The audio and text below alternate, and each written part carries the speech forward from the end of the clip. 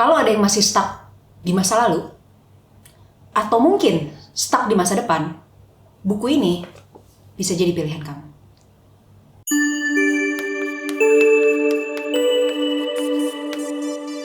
Hai teman-teman semua, salam kenal, gue Mutia Zahra Feryani. Di video-video gue bakal ngebahas, ngomongin tentang berbagai karya dari berbagai perspektif sebagai bentuk apresiasi gue dalam menikmati buku, film, musik, lagu, dan lain-lain.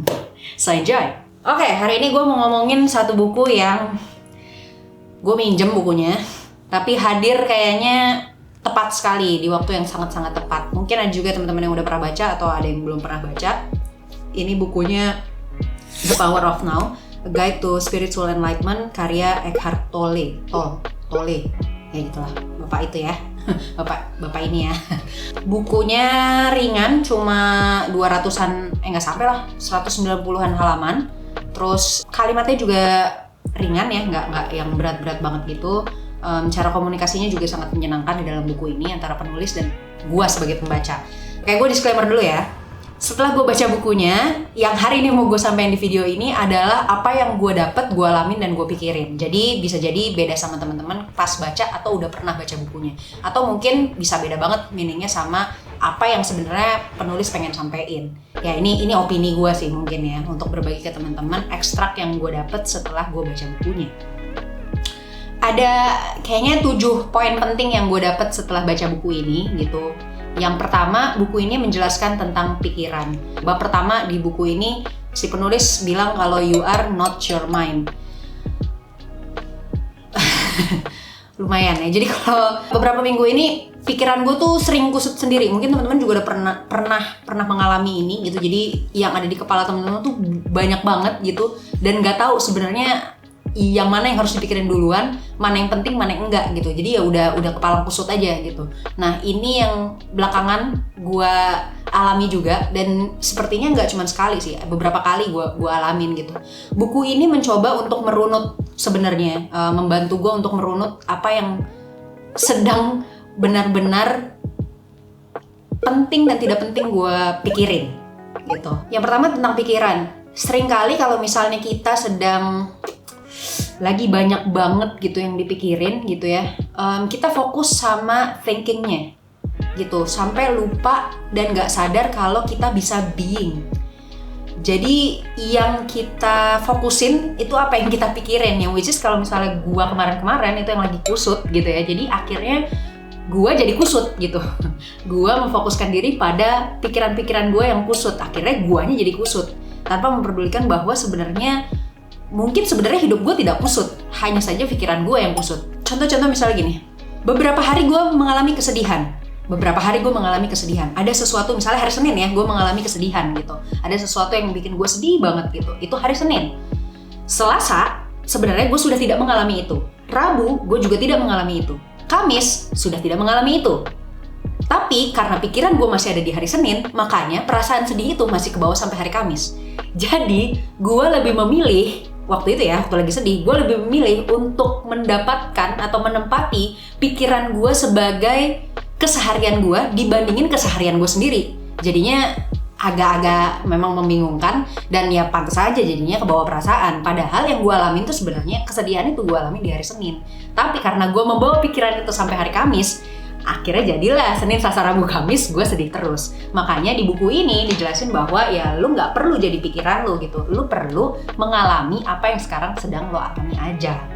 Terus akhirnya di buku ini dicoba disampaikan kalau ketidakbahagiaan itu sebenarnya bukan dari situasi, melainkan dari pemikiran kita terhadap situasi itu. Kalau misalnya tadi teman-teman gue kasih contoh, Senin teman-teman sedih, gue sedih, bukan teman-teman, gue nggak mau ngajak semuanya jadi sedih.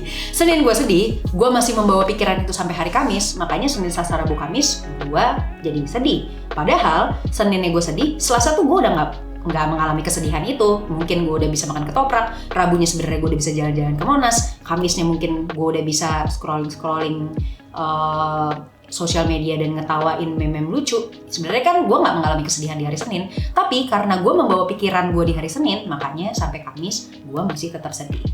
Nah, yang di bab itu berujung pada kita sekarang berpikir terlalu banyak, mencari terlalu banyak, menginginkan terlalu banyak dan lupa kalau misalnya kita tuh penting banget untuk being, hadir di masa sekarang.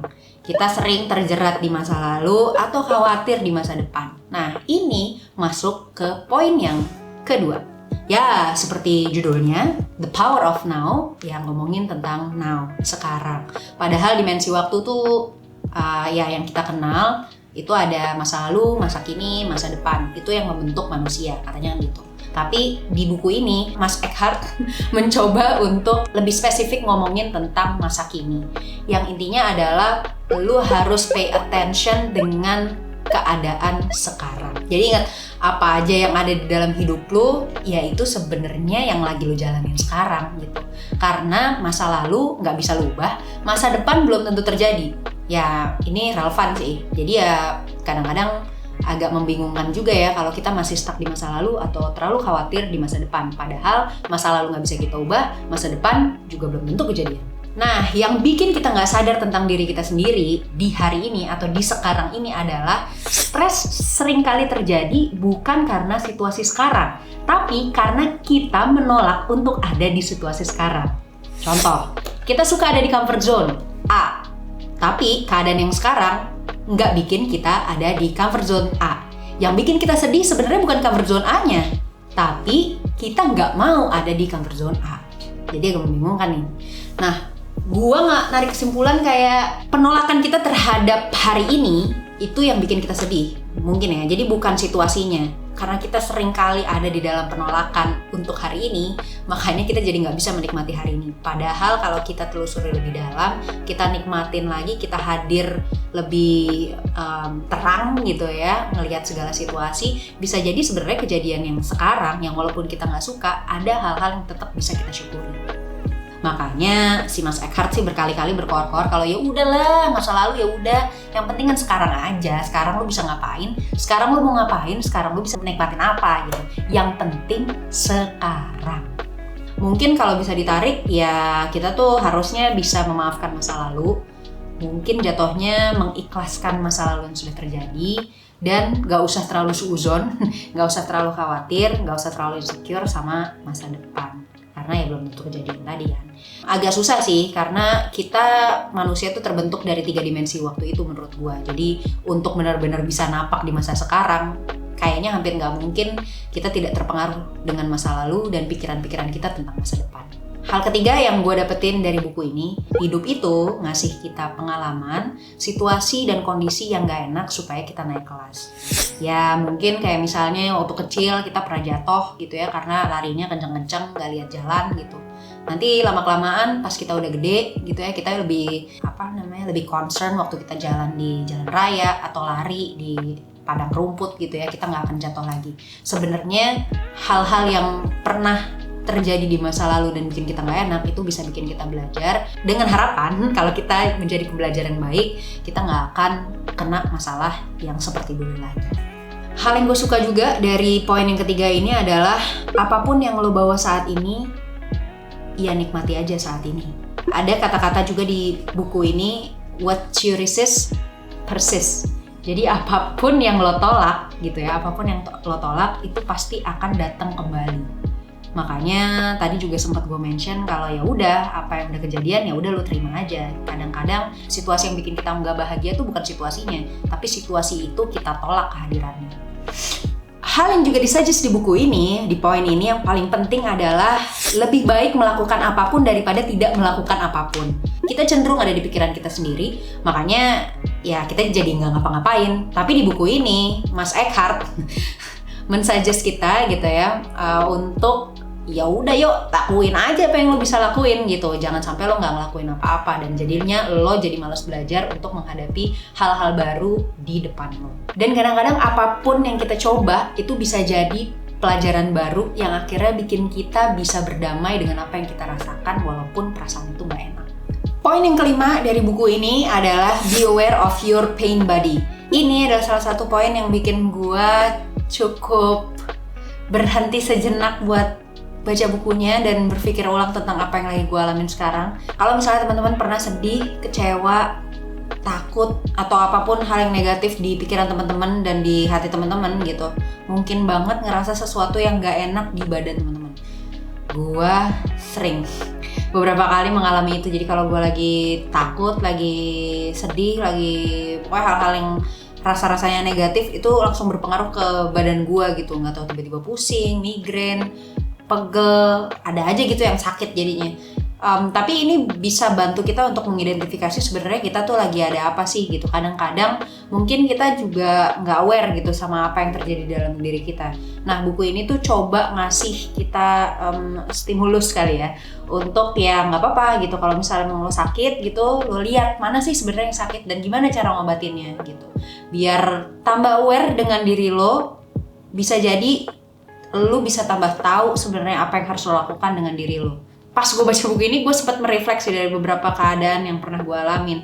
Jadi waktu kita lagi ada di situasi yang mungkin kita nggak suka gitu, gelap, terus cenderung tidak ada titik cerahnya gitu loh. Kita melihat hal-hal yang positif tuh jadi nggak enak gitu, nggak menyenangkan, dan kita menolak hal-hal positif itu karena kita udah terlanjur ada di situasi yang gelap itu. Jadi kita nggak mau ada cahaya yang nerangin kita.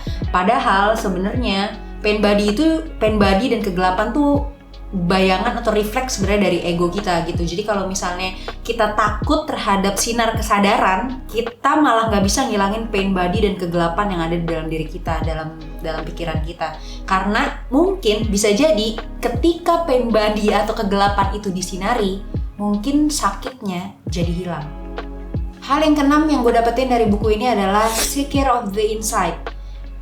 Sesuatu yang gue suka banget juga adalah kita menelusuri diri kita lebih dalam lagi, dan lebih dalam lagi. Wow, kayak hipnotis diri sendiri ya. Jadi menelusuri sebenarnya apa sih yang benar-benar kita punya di dalam diri kita, terus kita ajak dialog diri kita gitu ya, ngobrol sama diri kita. Bisa nggak sih segala hal tuh kita perbaikin di dalam dulu? Karena kalau menurut buku ini, kalau misalnya kita baik di dalam, hal itu juga akan merefleksikan diri kita di luar gitu. Jadi kalau misalnya kita udah selesai di dalam, bisa jadi kita nggak akan ada masalah sebenarnya sama hal-hal di luar kita gitu, karena kitanya sendiri udah bisa memegang atau menyelesaikan diri kita sendiri atau masalah-masalah diri kita sendiri. Nah, kalau misalnya kita nggak fokus sama diri kita sendiri sekarang ini gitu, kita seringkali dan mungkin cenderung ya jadinya pengen ngubah situasi yang di luar kita gitu, hal yang nggak bisa kita kontrol. Padahal sebenarnya kalau misalnya kita bisa menyelesaikan apa-apa yang bisa kita kontrol, yaitu ya diri kita sendiri, hati kita sendiri, pikiran kita sendiri, ego kita sendiri, bisa jadi sebenarnya masalah-masalah itu nggak terlalu berpengaruh dalam hidup kita gitu. Jadi sebenarnya hidup ini, dunia yang kita lihat itu adalah cerminan dari diri kita. Gimana kita mau ngelihat dunia itu tergantung dari diri kita. Bisa jadi kalau misalnya dunia atau hidup itu terasa tidak baik-baik saja, semua banyak hal yang negatif yang kita lihat, coba kita cek lagi. Di dalam diri kita ada yang perlu diberesin gak ya? Hal yang ketujuh yang gue dapat dari buku ini adalah drop the negativity. Ini kayaknya hampir tidak mungkin. Susah banget gitu rasanya. Mungkin ada orang-orang yang udah zen gitu, mungkin kayak yang udah spiritual, udah di atas banget gitu. Nah, dia tuh bisa tuh melakukan itu. Tapi kalau gue sejujurnya sih masih susah sih. Masih nyari gimana caranya gue bisa drop the negativity gitu. Kadang-kadang kita marah terus kita jadi inget apa yang bikin kita marah, akhirnya kita berlarut-larut dalam kemarahan dan itu menciptakan rasa sakit yang ada di dalam. Itu gimana ya cara nyelesainnya? Sebenarnya kan itu kontrol emosi yang harusnya bisa kita redam sendiri. Menurut gua nggak ada satu cara yang paling jitu, yang paling ampuh untuk bisa menyelesaikan diri kita sendiri. Semua orang punya metodenya masing-masing untuk bisa menyelesaikan masalah di dalam dirinya. Jadi gue sih nggak tahu sih sampai sekarang kayak cara apa yang paling tepat selain mungkin mendekatkan diri pada yang menciptakan gue, karena gue sebenarnya mungkin bisa jadi gue kayaknya mungkin bahkan gue nggak punya kontrol terhadap diri gue sendiri. Dan conclusion yang ada di bab di buku ini adalah ada perbedaan antara inner peace sama happiness. Inner peace tuh sesuatu yang nggak perlu situasi dan kondisi, itu tercipta dari dalam dan kita yang nyiptain. Kalau happiness itu tergantung situasi dan kondisi atau cita-cita atau keadaan yang emang kita pengen perjuangkan atau pengen kita rasain. Mana yang harus kita hadirkan duluan? Sebenarnya ya inner peace ya kalau di buku ini gitu. Kalau misalnya kita udah tenang di dalam, damai di dalam, semua hal tuh akan lebih indah kita lihat. Semua hal bisa jadi happiness buat kita dan kita sendiri yang create kan. Ada juga kan orang-orang yang ngomong ya, Kita nggak perlu bergantung sama orang lain, happiness tuh bisa kita create sendiri. Itu mungkin kalau misalnya inner peace udah bisa kita dapetin di dalam diri kita. Jujur gue suka sama bukunya, kalimat-kalimat yang ditulis sama penulisnya yaitu Mas Eckhart ini membantu gue untuk menyelesaikan hal-hal yang rumit di kepala gue gitu ya, membantu mencerahkan, membantu untuk menenangkan juga, dan bisa ngambil langkah-langkah yang mungkin jauh lebih positif daripada pikiran gue yang kalut dan kadang-kadang gak jelas ini gitu. Kalau misalnya teman-teman mau baca, silakan aja. Tapi hal-hal yang contrary juga gue rasain di dalam buku ini. Ada perspektif gue yang beda sama buku ini. Kalau buku ini fokus sama hari ini, ya, dan gue setuju juga sih. Tapi kalau dalam buku ini kan juga dijelasin kalau ya kita udah nggak usah nginget-nginget yang dulu dan nggak usah berpikir jauh-jauh gitu ya. Kayaknya nilai-nilai ini agak beda dikit sama gue. Kalau menurut gue, hal yang terjadi hari ini juga berpengaruh sama hal-hal yang kemarin. Mungkin bedanya ya nggak usah terlalu difokusin, tapi tetap harus bisa kita ingat, tetap harus jadi salah satu memori dan ingatan kita. Kenapa? Karena kalau kita udah benar-benar ngapus, ngelupain sama sekali, siapa tahu ada hal-hal yang pernah kita lakukan dan ternyata itu adalah kesalahan, kita jadi nggak belajar di hari ini dan mengulang kesalahan yang sama. Jadi ya mungkin mirip lebih kayak tobat gitu ya. Jadi jangan melakukan hal-hal, kesalahan-kesalahan yang pernah kita lakukan dulu. Bukan untuk difokusin, tapi cukup untuk jadi ingatan kita supaya kita lebih aware sama apa yang kita lakuin sekarang. Terus kalau di buku ini juga jangan pernah mikir kejauhan gitu, the future. Kita pikirin hari ini aja. Sejujurnya gue diajarin sama orang tua gue untuk punya sesuatu di masa depan gitu, karena kita tetap harus merencanakan sesuatu supaya bisa lebih prepare. Mungkin bukan jadi fokus utama, tapi tetap harus ada yang direncanakan. Karena dengan rencanalah gue merasa gue menjadi manusia yang tidak punya apa-apa dan terus berharap kepada zat yang punya segalanya. Ya oleh karena itu jadinya kalau gue punya keinginan di masa datang, gue berdoa, gue minta, karena gue tahu gue nggak punya. Jadi kalau benar-benar nggak mikirin masa depan, kayaknya gue nggak sepakat nih sama Mas Eckhart. Tapi kalau masa depan bikin kita jadi worry berlebihan, bikin kita jadi nggak bergerak, nah mungkin jadi itu yang salah. Jadi menurut gue penempatan masa lalu, masa depan, dan masa sekarang mungkin harus sesuai porsinya aja sih, bukan dihilangin sama sekali dan benar-benar cuma fokus di hari ini. Kalau menurut teman-teman gimana? Nah, kalau misalnya teman-teman juga punya rekomendasi buku yang bisa gue baca dan kita bisa obrolin bareng-bareng, boleh share di kolom komentar. Itu aja dari gue, and bye.